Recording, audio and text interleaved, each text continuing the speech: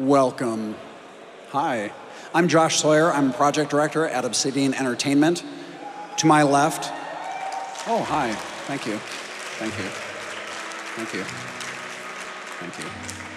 To my left, which is your right, I believe, is Adam Brennecke. Adam Brennecke is our lead programmer. Thank you. And together we're going to be demoing Pillars of Eternity, which is a role-playing game that we've been working on for about 18 months. If you're not familiar with Pillars of Eternity, it was a Kickstarter project. We had 77,000 backers, raised $4 million, which is a wonderful experience, and we did it all to make a traditional PC-style role-playing game in the vein of Baldur's Gate, Icewind Dale, and Planescape Torment. And the three things we've really tried to focus on when we're developing this game are exploration of beautiful 2D environments, party-based tactical combat with a real-time with pause combat system, and a rich, engrossing story that reacts to the choices you make throughout the game. We're very happy that we've been able to show the game to the public at Gamescom. It's our backer beta build that is going out on Monday. We're very excited that our backers are going to finally be able to get their hands on what we've been working on, and now you get to see it as well. So we're just going to dive right in, take a look. We're going to be playing on easy. If you've seen some of the other... Dude. If you've seen some of our earlier streams, you know the game is pretty hard. So we're just going to stick to easy. It goes all the way up to Path of the Damned, which is really a thrill ride. We're also not going to turn on Trial of Iron. That's our Iron Man mode. So that's one single rolling save. If your party dies, your save is deleted. It's good times. And then also we have an expert mode. So we've added a lot of ease of use features. We're not making a game in 1998 anymore. The ease of use features can all be disabled with expert mode. But we're going to play baby time, easy mode, dive right in.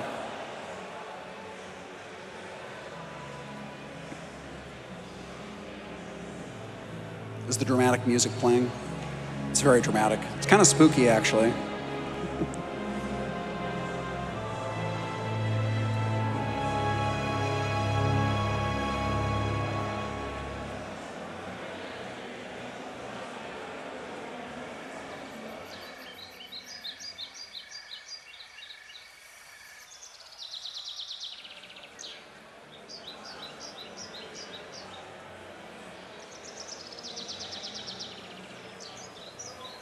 It's looking good.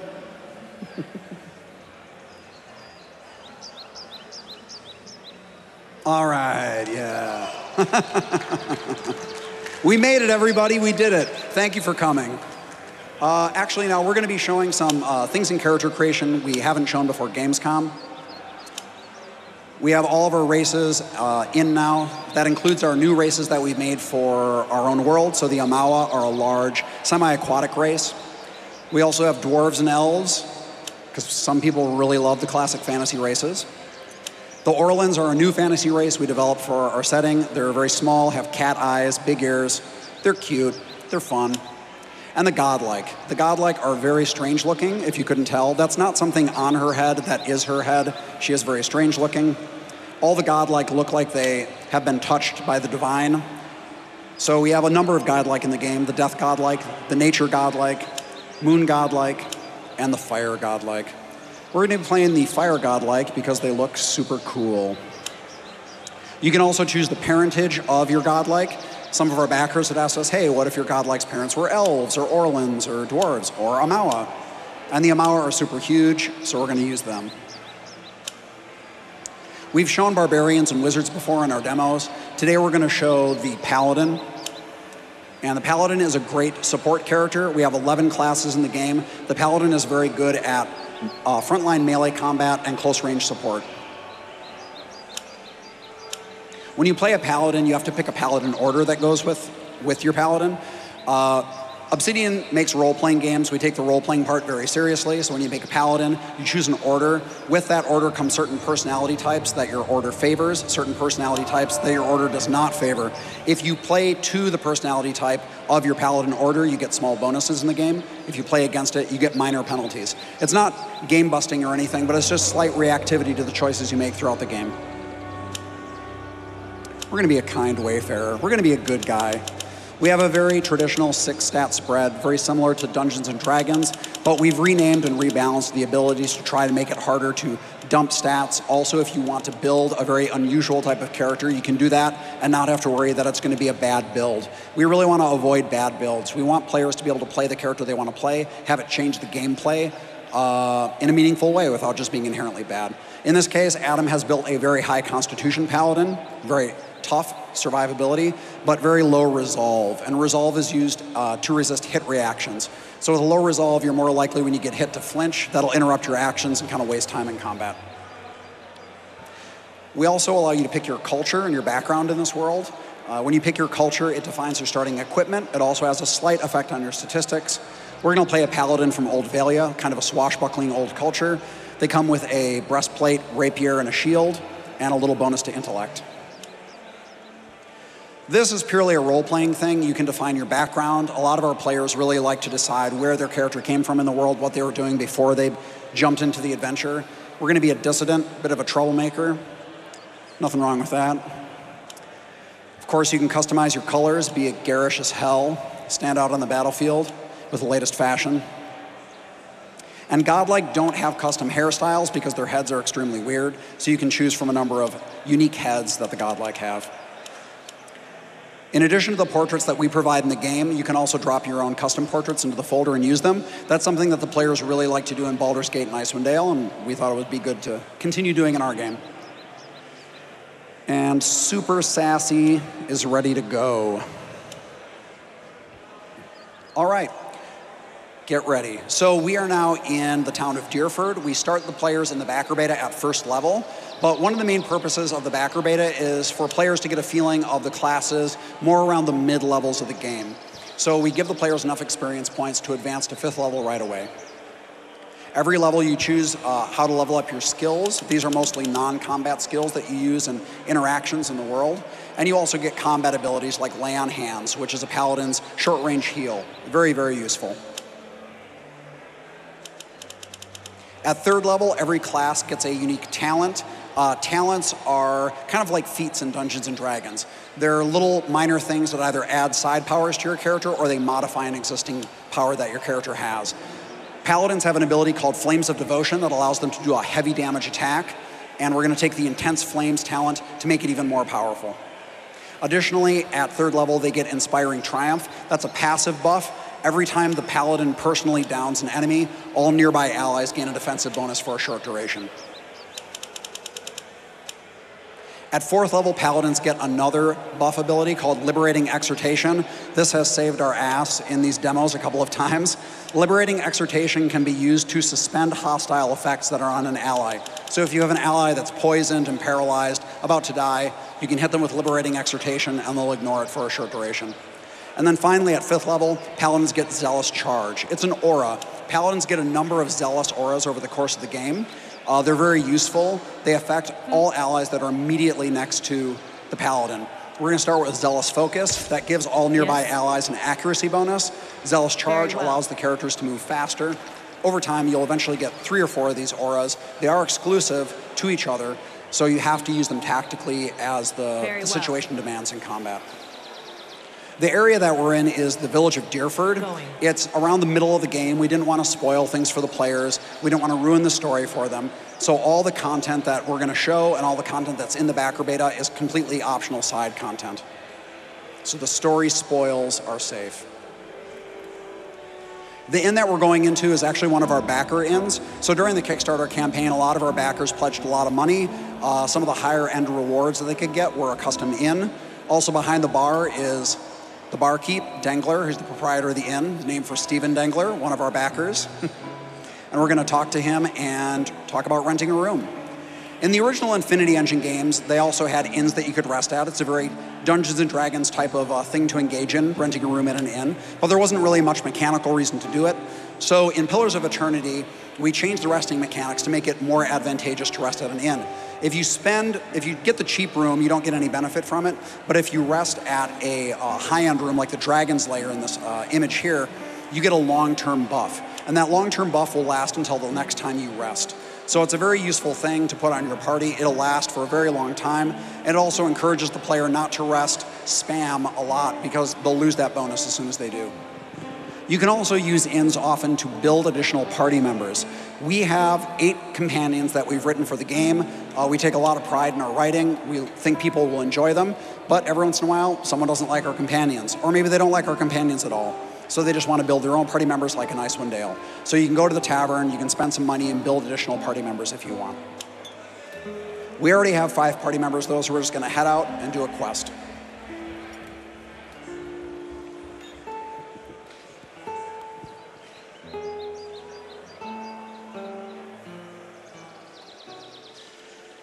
We're just going to head on down the street here and talk to a local pig farmer named Rumbald. Rumbald is pretty bummed out because an ogre keeps coming into town and stealing all of his pigs. And no one wants to deal with this ogre because the ogre is extremely strong and extremely intelligent. Ogres are a really big deal in this world. They're very dangerous. The only thing that keeps them from conquering all the civilized lands is that they're extremely aggressive and are as likely to kill each other as help each other. So this ogre is off on his own, and we're going to go and take care of him.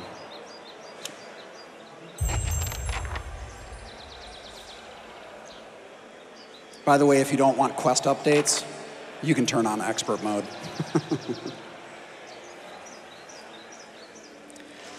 This city was built on top of some old ruins that were previously settled. One day all the inhabitants disappeared, so the new settlers built on top of the old ruins, like that tower there and the piece of the castle wall. And of course, because we have a strong dungeon delving tradition in the Infinity Engine games, there is a ruin underneath the city that you can explore. Overall, we have 2 wilderness areas, the village, and 2 dungeons that you can explore over the course of the backer beta. And on our world map, we have 2 wilderness areas to go to. We're going to go to Deerford Crossing, because that's where the ogre was rumored to be.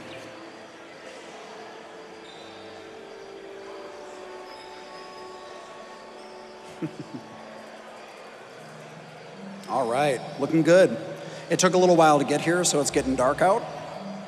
We're going to scout out in front because this area is teeming with dangerous critters like giant beetles, staple of the Infinity Engine games, at least the Icewind Dale games. We have our fighter scout out in front because fighters are really good at taking a lot of hits. They can suck up a lot of damage. Paladin's going to come up and try to support him. Uh-oh, all right. Take it easy.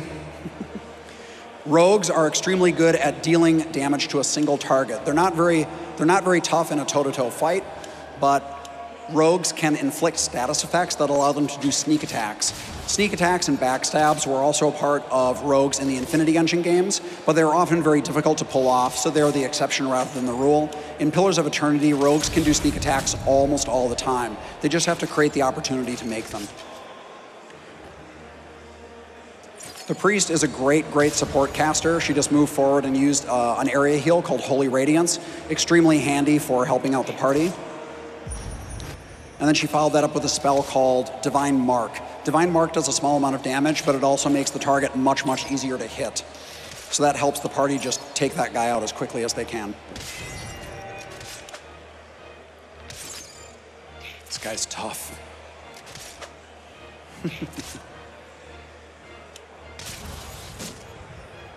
And we took that stone beetle out. So as you can see, each class sort of has a distinct role in combat. You can play around with those roles a little bit, but if you just play sort of like within the framework that's established by the core class concept, they're very effective. Up here we have 2 more stone beetles and a wood beetle off to the side. We really don't want to provoke that wood beetle to come over because they're poisonous. Uh-oh. Beetle burrowed into the ground and teleported up near the dwarf. So now they're going to try to double team the dwarf, and we're going to try to take one of these guys out as quickly as we can. Party priest is casting Armor of Faith, upping everyone's armor, making them more resistant to damage. Uh-oh. More beetles.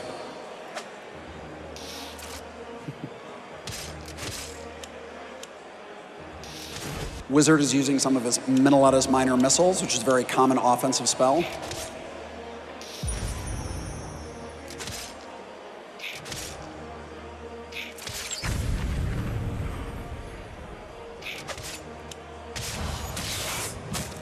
One stone beetle down. As you can see, the fighter is taking the brunt of a lot of these attacks, but the fighters are built for punishment, so he's doing his job. Other party members do not fare so well when they try to tangle with 2 of these stone beetles. What's Adam gonna do?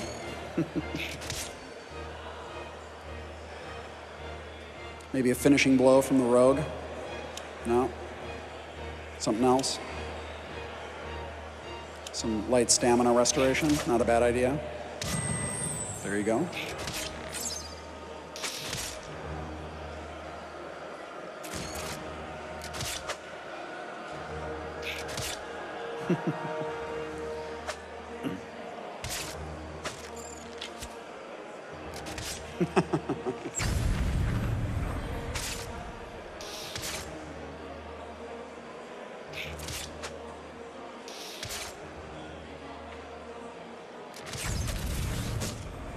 So finally the rogue was able to take, I think it was the rogue was able to take out that stone beetle.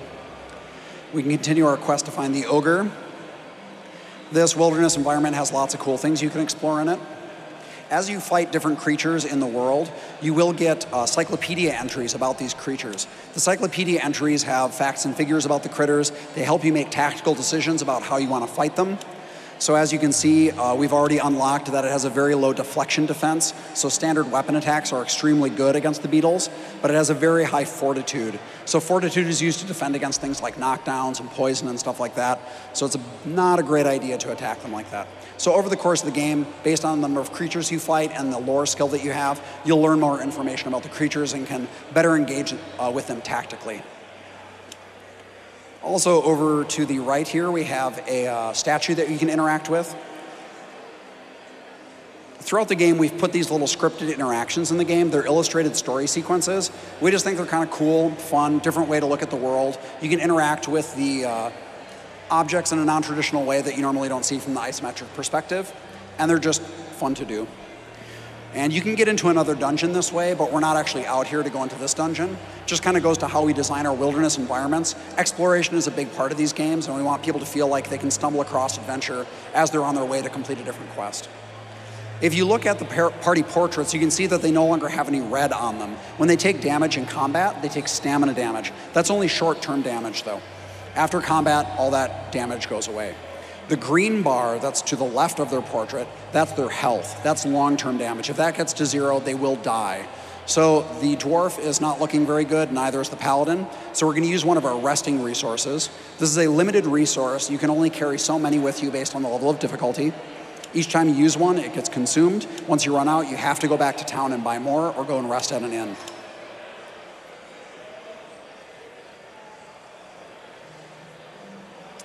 Another Infinity Engine classic, giant spiders. I'm going to try to pull this guy down.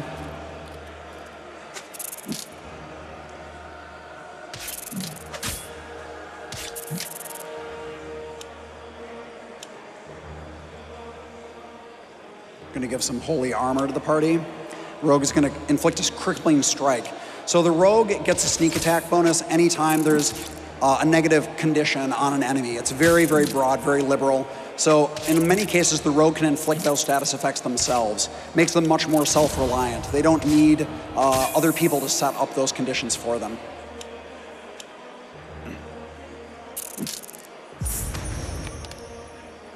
That's one spider down, but there's another one up ahead.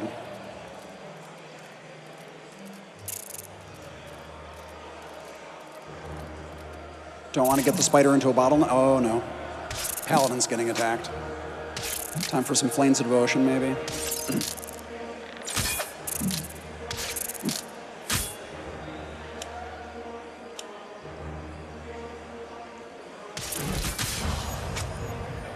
The fighter is a little better equipped to deal with the spider, but the paladin has support from the priest, so is able to overcome the poison damage pretty quickly.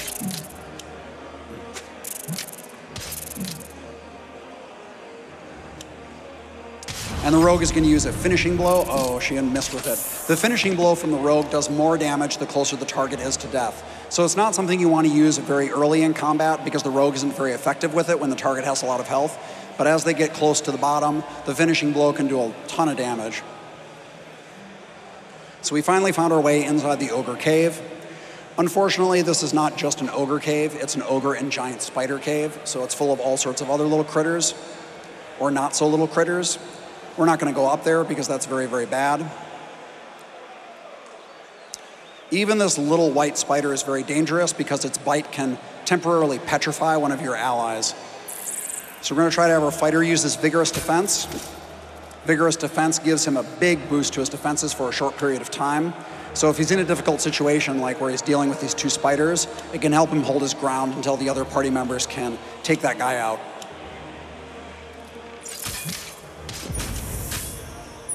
Almost had the Paladin run into a fireball, but everything worked out okay.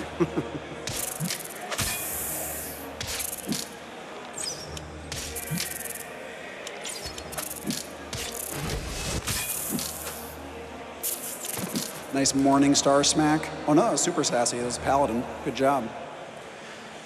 So we didn't get too badly wounded in that fight, but the ogre is coming up. So we can see the bones of the ogre's lair off in the distance. So we're gonna rest again.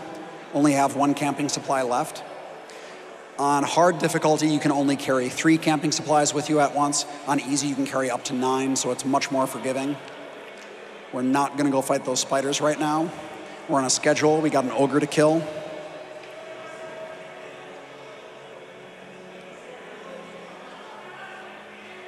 And here he is. Quite a lovely guy. You can actually talk to him. This is a role-playing game. You don't have to fight him. So you can talk him down. You can work out an arrangement. You can even make friends with him. You can complete the quest by being his buddy. But we're not here to be his buddy today because we have a demo to show and we're going to murder him. Because murder is always an answer in Pillars of Eternity. Now the ogre, as you might guess, is very, very dangerous at close range. So we're going to do everything we can to keep him at bay. We're going to use the Priest's Halt ability. We're going to have the fighter switch over from his battle axe to an arbalest. The arbalest is like a siege crossbow that requires a crank to reload. Very slow, but very strong. And the rogue is going to use her crippling strike. All right, we've locked the ogre down. It's only going to last a little while, so we're going to try to hit it with as much as we can before he breaks free. A divine mark from the priest. No, what are you doing there, buddy? Okay. Divine mark to make the ogre easier to hit. As long as those chains are wrapped around the ogre, he's probably not going to be able to get free. Throw a fireball on him, why not? Is he going to break free? Oh no, he's almost free. Unless he got critically hit. Oh, Paladin, Paladin. Oh no. He's going for the wizard. This is going to be really bad. Just in time to get murdered. Maybe some healing. Because he's going to get hit in about half a second. Oh, not too bad. He didn't die. Uh-oh. Jolting touch might help. Maybe fan of flames. Oh, no. Okay, the wizard's down. That's not good. We still have a chance. He's pretty badly wounded. Try a finishing blow. Oh, man. Flames of Devotion. Oh, my God. Paladin's just about to go down. Flames of Devotion from the Paladin. Oh, there we go. Woo! Doesn't always go that well. It worked out this time. So thankfully, Korgrak was really nice because he left behind his severed head, which is very convenient. And now we can take that back to town. When you kill creatures in the world, whether it's ogres or spiders or critters, things that aren't humans, typically they drop things like blood or scales or feathers or wings, and those items can be used to craft. So in our crafting system, you can go in, you can make potions and scrolls, other cool consumables. You can also use our enchantment system, which is pretty nice. Any piece of armor, any weapon, any shield that you have, you can add a lot of enchantments to. So if you have a weapon you want to enchant, or if you find a unique item and you want to enchant it further, you can do that.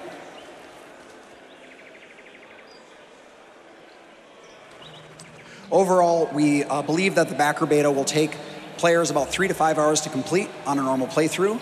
But of course, there's a lot of replayability in it. You can play through the quests in different ways with different resolutions.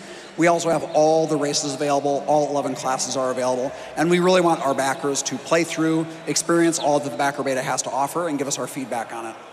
So it should be pretty darn cool. We're just going to head on down to Rumbold and show him the ogre's head. Get a reward, a very special reward. And we show Rumbold the ogre's head. He's pretty happy. We get a big reputation boost in the village because no one liked that ogre. We can accept his reward, or we can refuse it to get a reputation as being extremely benevolent.